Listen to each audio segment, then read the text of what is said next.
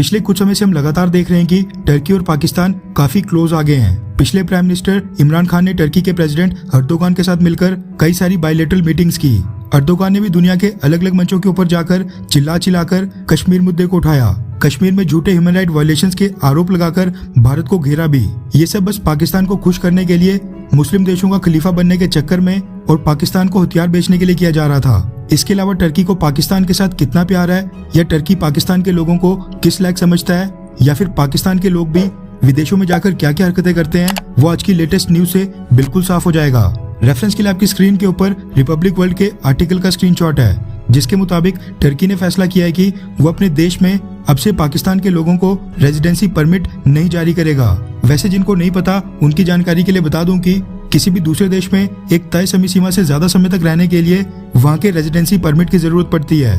Residency permit permanent citizenship से बिल्कुल अलग होता है। जब एक देश किसी दूसरे देश के व्यक्ति को रेजिडेंसी परमिट जारी करता है तो फिर उस व्यक्ति को परमानेंट सिटीजन्स की तरह कुछ अधिकार दिए जाते हैं। नॉर्मली जो दूसरे देशों के सिटीजन्स को वीजा इशू किया जाता है उसकी कई सारी लिमिटेशंस होती हैं। एक व्यक्ति उस देश की हेल्थ सर्विसेज, गवर्नमेंट स्कीम्स वगैरह का फायदा नहीं उठा सकता है, वहाँ पर प्रॉपर्टी भी नहीं खरीद सकता है और ना ही इन्वेस्टमेंट कर सकता है। इसके अलावा किसी भी प्रकार के वीजा के ऊपर सीमित दिनों तक ही किसी दूसरे देश में रुका जा सकता है, जबकि रेजिडेंसी परमिट के कई सारे बेनिफिट्स होते हैं। रेजिडेंसी परमिट को एक नॉर्मल वीजा और परमानेंट सिटीजनशिप के बीच में रखकर देखा जा सकता है। कई सारे देश दूसरे देश के नागरिकों को 5 साल के लिए रेजिडेंसी परमिट जारी करते हैं, जिसके खत्म होने पर उसको दोबारा से रिन्यू करना पड़ता है। ये मोस्टली मैरिज, वर्क और स्टडी के केसेस में इशू किए जाते हैं। हो क्या रहा था कि पाकिस्तान और टर्की मुस्लिम उम्मा के नाम पर काफी क्लोज आ रहे थे और पाकिस्तान के लोग टर्की में जाकर वहाँ पर जाकर बसना पसंद कर रहे थे, लेकिन पाकिस्तान के लोग तो आदत से मजबूर हैं। ये विदेशों में जाकर भी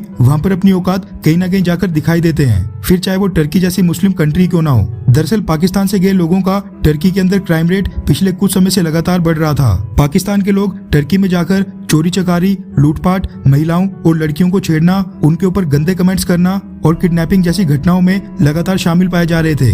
कुछ दिन पहले ही टर्की के तकसीम स्क्वायर के पास 6 पाकिस्तानी नेशनल्स ने 4 नेपाली सिटीजन्स को अगवा कर लिया था। अगवा करने के बाद उनका टॉर्चर भी किया गया और साथ में 10,000 यूरोज की फिरौती भी मांगी गई। शायद इन पाकिस्तानी नेशनल्स को लगा था कि ये पाकिस्तान की पुलिस से डील कर रहे हैं, लेकिन टर्की की पुलिस पाकिस्तान की पुलिस से कई गुना ज्यादा तेज है और उन्होंने रेड मारकर पाकिस्तान के 6 नेशनल्स को क्राइम सीन से ही अरेस्ट कर लिया। इस तरह की घटना पहले भी सामने आई थी, जब लास्ट ईयर पाकिस्तान के नेशनल्स इसी तरह की किडनैपिंग में 50,000 यूरोज की मांग कर रहे थे। कुछ महीने पहले ट्विटर समेत टर्की की सोशल मीडिया साइट्स के ऊपर पाकिस्तान गेट आउट और पाकिस्तान परवर्ट्स इस तरह के हैशटैग लगातार ट्रेंडिंग पे चल रहे थे, क्योंकि पाकिस्तान के आदमियों द्वारा टर्की की महिलाओं और लड़कियों के साथ छेड़छाड़, उनके ऊपर कमेंट्स करना, उनको हरास करना और उनके द्वारा गंदे गंदे इशारे करने की वीडियोस लगातार टर्की के सोशल मीडिया के ऊपर वायरल हो रही थी। टर्की के लोकल लोगों द्वारा प्रेशर बढ़ने के बाद ही अब टर्किश गवर्नमेंट ने पाकिस्तान के लोगों को टर्की में रेजिडेंसी परमिट न जारी करने का फैसला किया है और पाकिस्तान के लोगों के लिए नियम कानून